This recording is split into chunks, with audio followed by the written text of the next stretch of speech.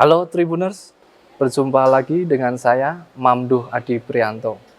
Saat ini saya sedang bersama seorang rektor, profesor, dan masih tergolong baru, namun stok lama. Saat ini saya sedang bersama dengan rektor Universitas Saifuddin Zuhri atau UIN Saizu Purwokerto, Kabupaten Banyumas, Profesor Dr. Haji Ridwan MAG. Selamat pagi, Prof. Pagi, Mas Mamduh. Sehat? Alhamdulillah, Alhamdulillah. sehat. Gimana ini perjalanan sampai ini rektor barunya ini? Ya. Kesannya gimana, Prof? Ya, alhamdulillah dilantik hari Kamis tanggal 19 Oktober kemarin. Ya, kita sedang melakukan penataan kampus, sekaligus juga menata arah pengembangan kampus ke depan. Oke. Prof. Ridwan ini bukan orang lama di UIN Saizu. Beliau pernah menjabat sebagai wakil rektor, Ya. 2 bidang perencanaan Keuangan. dan keuangan.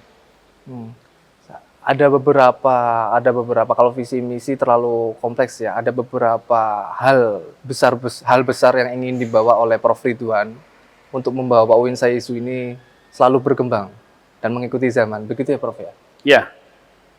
Ya, sebagai rektor baru tentu saya akan mencoba untuk merancang pengembangan kampus ke depan dengan satu berpijak kepada fondasi yang sudah dibangun dan diletakkan dengan kokoh oleh rektor sebelumnya, dan tugas saya adalah melanjutkan fondasi itu dan mengokohkan, kira-kira gitu. Ada sesuatu hal yang direncanakan, hal-hal garis-garis besar yang ingin dibawa, Prof? Ya, saya mendesain arah pengembangan kampus itu dengan platform formasi istilahnya. Formasi itu fondasi transformasi. Jadi poinnya adalah membangun fondasi transformasi. Alhamdulillah UIN Saizu ini kan transformasi kelembagaan yang sebelumnya IAIN, Institut Agama Islam Negeri, kemudian tahun 2021 itu menjadi Universitas Islam atau UIN, yang kemudian kita sebut dengan Universitas Islam Negeri Profesor Kiai Haji Saifuddin Zuhri, sering disebut dengan UIN Saizu. Nah, ini transformasi kelembagaan. Yang ini perlu dikuatkan.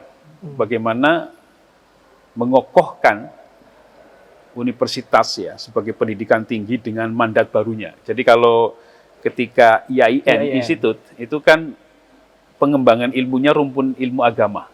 Nah, dengan beralih status menjadi universitas, maka ada mandat baru. Mandat barunya adalah kewenangan untuk mengembangkan ilmu-ilmu umum. Sehingga kita ingin mendesain arah pengembangan keilmuannya adalah dengan pola integrasi keilmuan. Ilmu-ilmu agama dengan ilmu umum.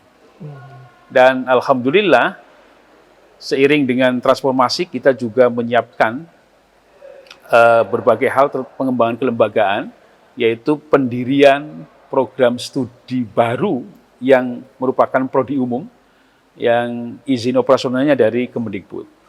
Dan kita UIN Saizu telah mendapatkan izin operasional 4 prodi baru. Apa aja itu, Pak? Ya, ada prodi informatika, arsitektur, ilmu lingkungan, perpustakaan, dan sains informasi. Nah, 4 prodi baru yang merupakan prodi umum ini akan menjadi cikal bakal lahirnya fakultas baru, yaitu Fakultas Saintek. Saintek. Ya, Fakultas Saintek. Ini transformasi institusi yang kemudian perlu dikokohkan fondasinya. Jadi makanya saya ingin membangun fondasi transformasi itu. Yang kedua, seiring dengan transformasi institusi, kita juga sudah melakukan proses transformasi tata kelola keuangan.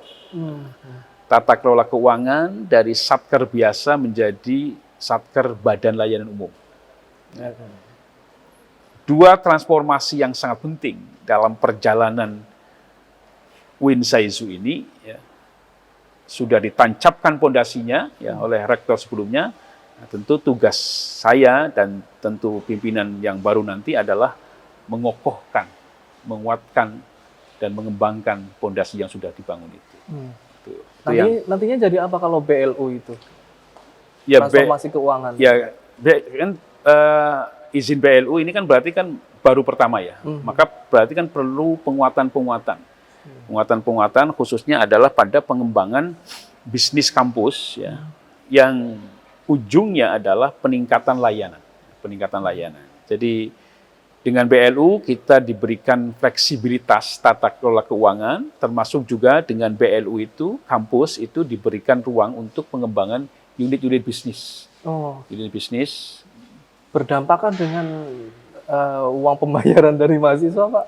Ya, justru ini dengan pengembangan unit bisnis yang banyak itu nanti kan akan mendapatkan pemasukan ya, dan dampaknya tentu pada peningkatan layanan. Peningkatan layanan. Jadi aset-aset yang kita miliki itu kan bisa kemudian dioptimalisasi menjadi ekonomi. Layanan-layanan yang selama ini kemudian belum bisa diberikan tarif ya, maka dengan BLU kemudian kita bisa membuat tarif layanan. Ya, contohnya di mana, Pak?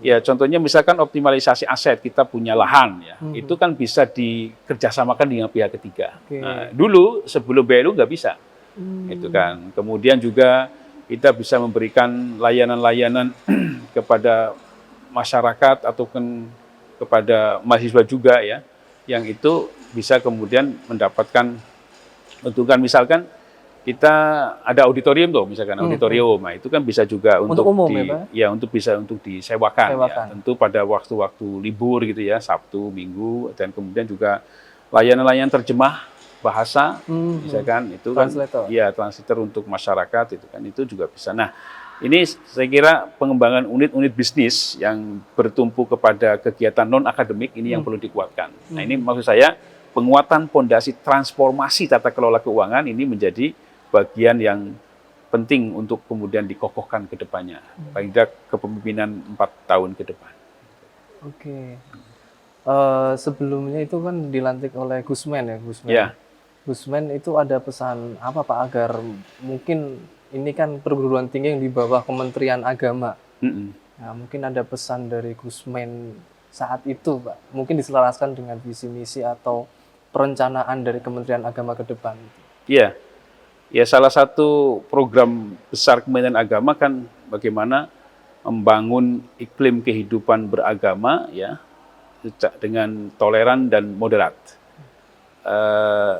Jargon dari Gusmen kan agama ini adalah sumber inspirasi, bukan aspirasi. Nah, ini saya kira yang harus menjadi pedoman bagi perguruan tinggi keagamaan ya, untuk memastikan bahwa PTKIN, perguruan tinggi keagamaan, itu harus menjadi agen untuk menyemai nilai-nilai moderatisme beragama, menyemai nilai-nilai toleransi, ya, menyemai satu gagasan tentang Islam rahmatan lil alamin.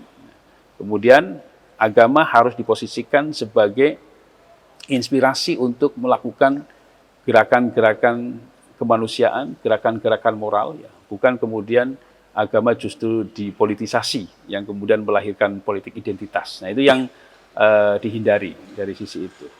Karena itu UIN Saizu Purwokerto ya, ingin mendeklarasikan dirinya sebagai kampus moderasi dan kampus toleransi. Nah, gitu. Ya, itu yang sering digembar-gemborkan oleh Gusmen. Gitu. Ya.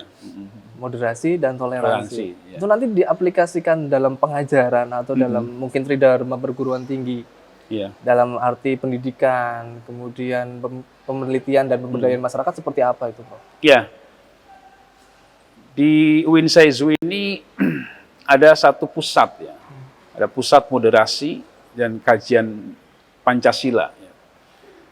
Ini lembaga yang diberikan mandat oleh kampus ya untuk tadi melakukan kerja-kerja dalam rangka untuk berbagai paket pendidikan, pelatihan, dan juga kemudian penyuluhan terkait dengan bagaimana mengembangkan Islam yang rahmatan lil alamin, bagaimana mengembangkan pemahaman keagamaan yang moderat, dan bagaimana memberikan satu pemahaman bahwa antara wawasan keislaman, wawasan keagamaan tidak bisa kemudian diposisikan secara diametrikal ya, dengan Pancasila. Jadi wawasan kebangsaan dan wawasan keagamaan menjadi satu kesatuan yang kemudian tidak dihadap-hadapkan, gitu kan. Dan karena itu ini menjadi salah satu ikhtiar ya secara kelembagaan bahwa UIN Purwokerto menjadikan kampus ini sebagai rumah moderasi itu juga dibarengi dengan kebijakan adanya pusat kajian moderasi beragama dan Pancasila. Yang kedua, di UIN Saizu Purwokerto ini juga ada prodi yang namanya SAA, Studi Agama-Agama. Studi agama-agama. Tidak hanya agama Islam, artinya? Iya, tidak hanya agama Islam. Dulu namanya perbandingan agama. Ya, sekarang berganti nomenklatur menjadi SAA, Studi Agama-Agama. Nah, ini juga satu kajian ya, satu kajian akademik bagaimana kita memahami agama itu sebagai satu sistem keyakinan yang meniscayakan ada toleransi. Bahwa agama ini banyak, dan dari banyak agama itu ya kita harus mengedepankan sikap toleransi rasional ya, toleransi yang berbasis kepada pemahaman yang utuh tentang hakikat agama, toleransi yang dibangun atas dasar penghargaan terhadap perbedaan, tetapi tadi toleransi itu didasarkan kepada toleransi yang rasional, bukan toleransi yang kemudian misalkan hanya ikut-ikutan. Karena itulah program studi agama-agama itu dalam rangka untuk pengembangan nilai-nilai itu. Dan salah satu program penting dari studi agama-agama ini kan juga ada KKN keberagamaan. Kemudian melakukan pendampingan terhadap desa toleransi, kita desa kan ada toleransi itu kan, kemudian penghayat mungkin ya Pak ya. Ya, jadi kelompok-kelompok keagamaan dan penghayat keyakinan itu menjadi bagian yang juga perlu disapa gitu kan, agar mahasiswa ini juga terbangun tuh toleransinya. Ya, melalui proses-proses kerja-kerja KKN, PPL mahasiswa itu kan. Itu artinya selaras itu ya Pak ya, karena mereka mahasiswa pun menjadikan kampus itu sebagai rumah kedua. Atau malah justru itu menjadi rumah pertama karena sebagian besar waktu mereka itu dihabiskan di kampus. Iya. Karena ini rasa toleransi, moderasi beragama memang sangat penting dibina dari perguruan tinggi. Lalu ekspresi lain dari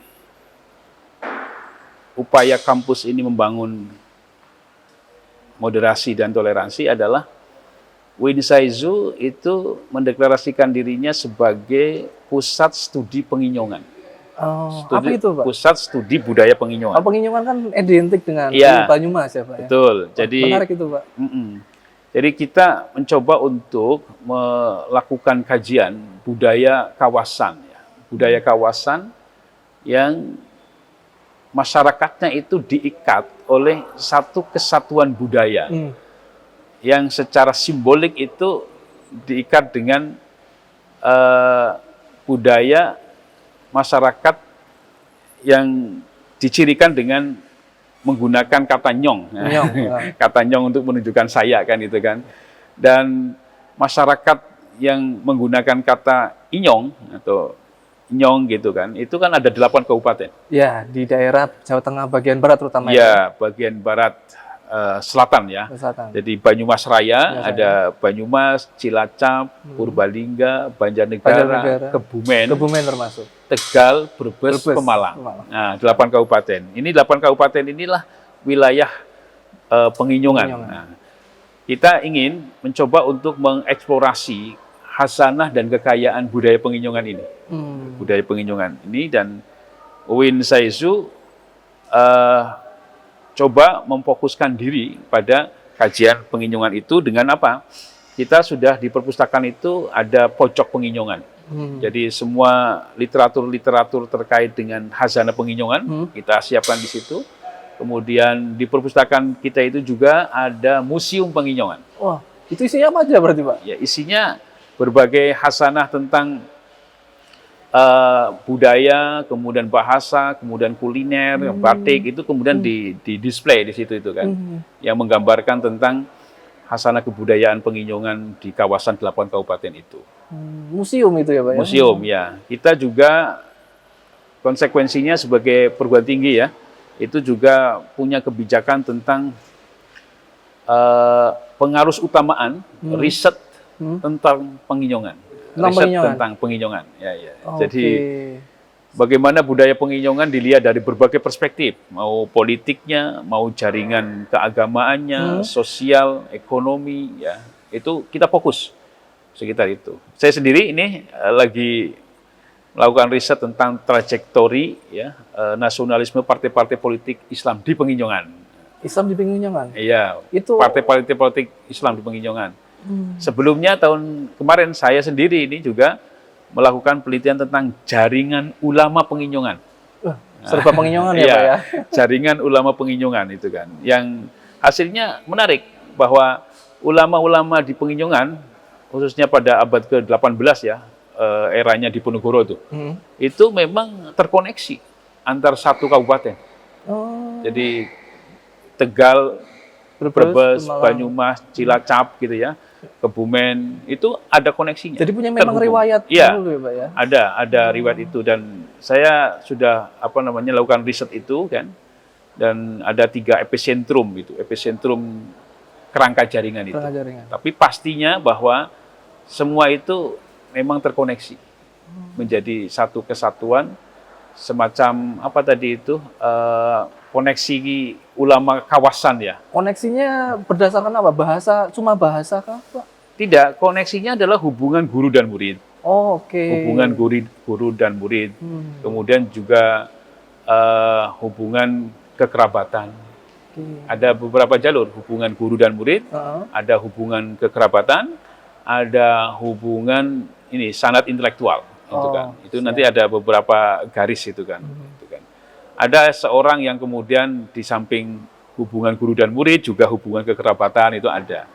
Jadi riset itu membuktikan bahwa memang ada interkoneksi antar satu kabupaten dengan kabupaten yang lain pada aspek jaringan ulamanya ya. Siap. Nah, saya kira perlu juga nanti ada riset tentang jaringan ekonomi kan kira-kira gitu ya. Sesuai background profesor ya. Iya. Syariah.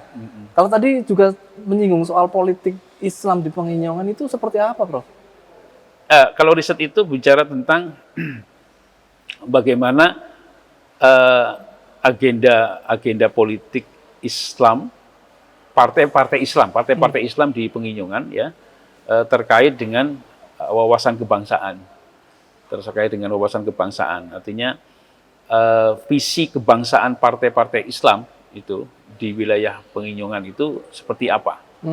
Apakah isu-isu keagamaan itu masih relevan saat ini? Iya, masih relevan. Lalu kemudian dari sisi bagaimana mereka melakukan kampanye, apakah menggunakan simbol-simbol keagamaan, nah kira-kira itu. Kemudian bagaimana partai-partai politik Islam itu melihat keragaman, melihat kebinekaan, ya, dikerangkakan dalam konteks politik itu kira-kira kayak apa? Gitu kan. Ya.